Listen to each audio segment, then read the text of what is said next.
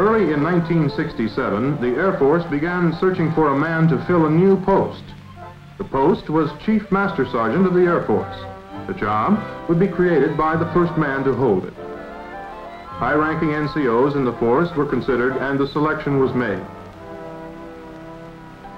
The man for the job was Chief Master Sergeant Paul Wesley Airy.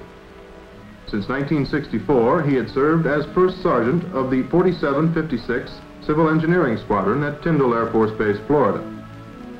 His success as a First Sergeant was evident.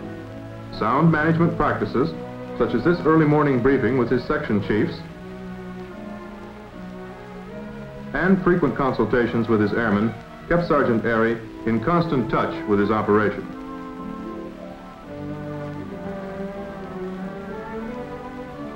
The 44-year-old World War II veteran, called Chief in the office, is the sort of man who inspires excellence by his own example. In his new post, he represents the interests of all the enlisted personnel in the Air Force at the highest level. He's in constant touch with the Chief of Staff and travels extensively throughout the world.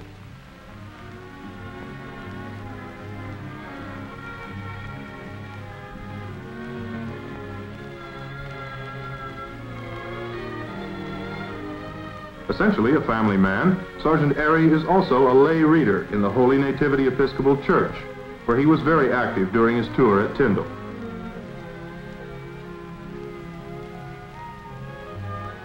When he left there, the church presented him with a certificate of appreciation for the work he had done.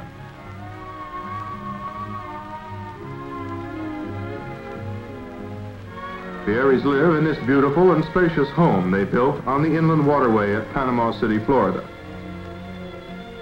They plan to return here someday.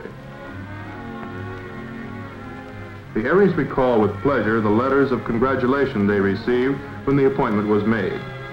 These were letters from old friends, of course, and dignitaries, and even admiring boys. At the time of the appointment, Dale, the oldest son, was a senior in high school. Ellen was 19 and a college student. Mrs. Airy and their youngest son, Sean, were delighted at the prospect of moving to Washington.